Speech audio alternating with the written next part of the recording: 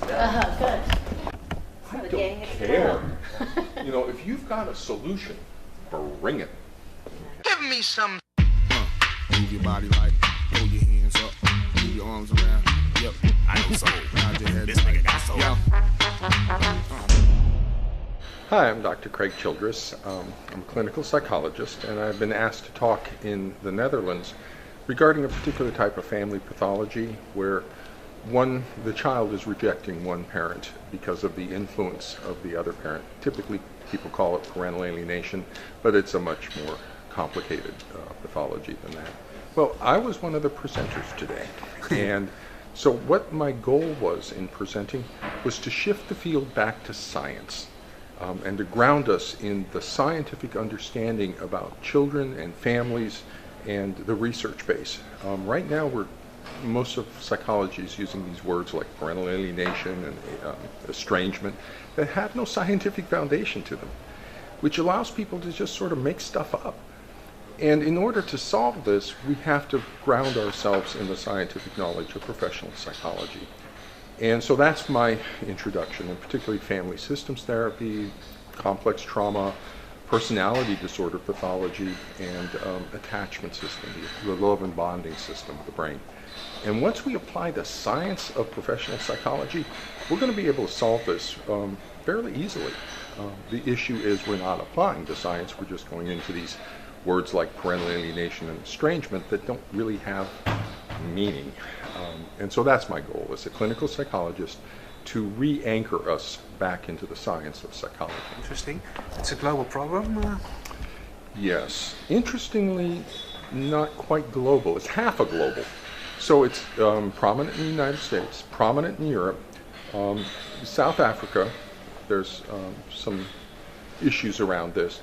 But interestingly, Asia is very quiet. So we're not hearing any noises about this in China or Japan or India. And I think it's probably because the trauma there is just underground still, whereas it's emerging and getting worked through in the Western Europe and America that is starting to emerge up. And this is a family trauma, and it's rippling through the generations. So we need to look at this more from a trauma attachment based kind of issue. It's a public health issue too, because it's moving through generations through the parenting practices it creates. So yes, it's global, it's human. It's a human problem, but we're not seeing it, interestingly, in Asia. I have some ideas about that, but we're going to solve it everywhere. One of the most striking things about this pathology for me is the absence of empathy for the targeted parent who's just lost their child and may not have seen their child for years because of this breach in the family. And their pain, their suffering, their grief is phenomenal. And yet the absence of empathy from other therapists, from the court system, from people is stunningly striking, and especially out of psychology. That should not be happening in psychology, people, the absence of empathy. Now, the absence of empathy is a narcissistic pathology, and so there's potential for what's called countertransference, where mental health professionals with their own mommy issues or daddy issues or ex-wife issues kind of stuff get in here and have their own agenda that they run. And that's what's accounting for the absence of empathy, because these other people have what's called countertransference, their own issues being imposed. But the suffering out here is phenomenal.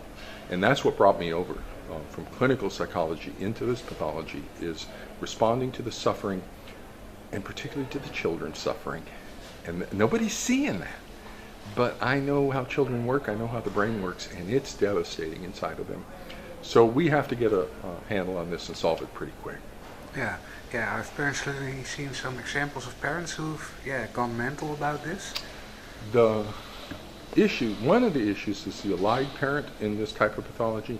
6% of the population has narcissistic borderline, or narcissistic personality. 6% have borderline. So we have about 10 to 15% who we know are going to have significant personality pathology. The narcissist is vulnerable to rejection, the borderline to abandonment. Well, guess what divorce is? Rejection and abandonment. So we know this pathological parent is going to not respond well. And so if we know that, we need to structure in how we approach this type of parental pathology in things. And so what I see people doing out there, the normal people, is they're trying to use their own experience to understand the narcissist or the borderline. And that's impossible because they are a different brain. They're a traumatized brain. And so we have to bring trauma-informed knowledge to understanding their motivations. And so that's one of the big problems I'm seeing right now, is we're not applying our trauma knowledge to the pathology. The moment we do that, it makes total sense, and everybody can solve it, and we know what's going on if we use the science of the last 100 years. Yeah. But if you don't use the science, things are going to be a problem. Yeah, a matter of logic, almost. Pardon me? It's almost logical to implement it this way. Now, logical. If you want to talk what's logical, there are 4 systems of therapy: psychoanalytic, cognitive behavioral, humanistic, existential. All 3 of those are individual therapies. The 4th one is family systems therapy. Well, isn't that the one we should be applying?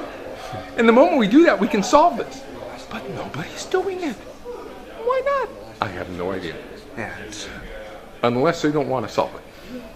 That would be, because if you apply family systems, it's solved. But they're not doing it. That's very puzzling. Yeah. And below standards of practice, so that's another problem.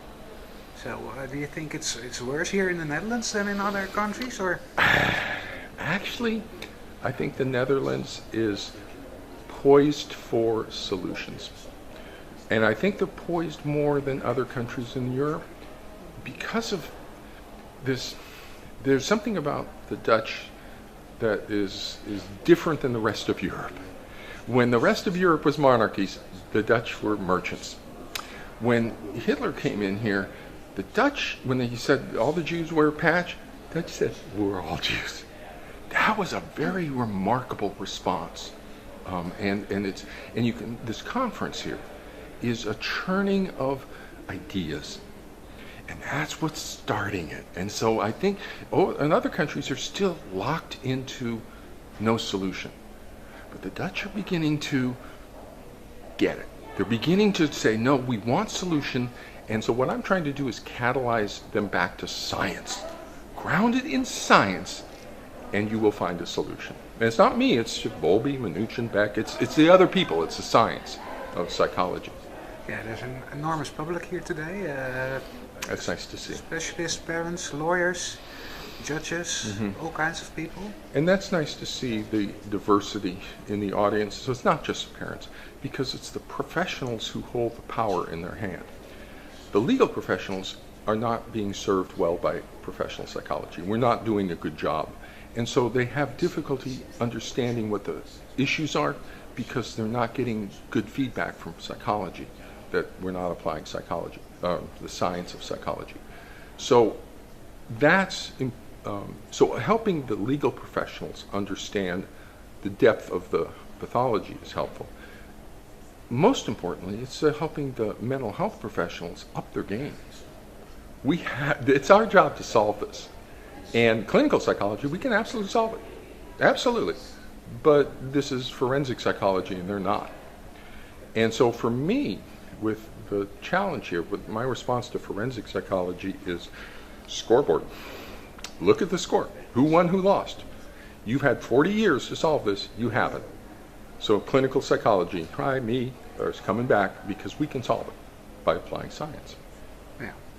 And in your daily experience, do you also meet these parents? And have you seen people like really going desperate and what worse? Strikes me about the parents, I do a lot of this talking, and parents come up to me, and what they want is to explain their story. They want to be heard because nobody hears them. And it's so like water to a thirsty person for them to have somebody who gets it, somebody who understands their trauma, their grief, their loss. And so they come to me wanting me to hear them. And, it's not solutions so much. I have a colleague, Dorsey Pruder, she can solve things. They're not coming to me for the advice or the solutions. They're coming to me to be understood. Empathy. And there's two parts of empathy, interestingly. Two brain systems. One is empathy, our ability to feel for others. The other is compassion. And there's a compassion missing that's again, very striking. And so I'm encouraging the mental health people, at least, to reopen your empathy and compassion for these parents. My God, they've lost their kids. Can we fix this, please? Yeah, it's understandable that these people are desperate. It's because no one's listening to them. Imagine your kid, you haven't seen your child in 5 years. Imagine your loss and grief and horror, and nobody's listening. Nobody's making it stop. And oh my God, in trauma, that's called secondary trauma. So the first trauma is losing your kid. The secondary trauma, and that's an actual term, is when the mental health people don't believe you. So when the little girl is being sexually abused and she reports, I'm being sexually abused, and nobody believes her, that's secondary trauma for her. Not only the initial, but the second one, nobody believes her. And that's what's happening to these parents. Traumatic grief and then secondary trauma from the mental health people. And so I'm actually a clinical psychologist treating the trauma being created by forensic psychology. How silly is that? One form of psychology is creating trauma that the other form of psychology is treating. Excuse me, forensic, can you stop traumatizing these people, please? And so that's what I'm here trying to open awareness. And once the empathy and compassion is opened up, and we apply science, this is a piece of cake to solve. That's not a problem. As I said, I got a colleague, Dorsey Pruder, can solve the pathology, worst case, in about 4 days. It's not hard, really, but we're just not doing it. Yeah, it's amazing to see the amount of grief and also the amount of work that goes into it. For all kinds of people who have to deal with this. I know, the amount of effort and time and focus. But you know what? That's characteristic of the narcissistic borderline. They take a lot. Oh my God. In clinical psychology, the adage is you only have one borderline personality on your caseload at a time because they take so much attention. And you look at you've got the court system for years and therapists and all. Yeah, narcissistic borderline, they suck attention. There's ways to deal with that. We know how to deal with it in clinical psychology, Marshall Linehan, or DBT therapy. So we have the knowledge if we apply it. If we don't apply it, well, things are going to be a mess because we got some really serious pathology in a parent. Yes. Let me think for a second. Well, what would you want to say? If the message is clear, we need more empathy and more specialism and more science. Mm-hmm. I think the message, if I wanted to just cut it through, would be two. The first is, for the mental health professionals, we must apply the science of the last 100 years. Right now I'm seeing none of the science from the last 100 years. We're working pre-20th century. We should be up in the 21st century. Can we at least get into the 20th century, please? And so that would be the first one, is apply the science of psychology. The second one is empathy and compassion.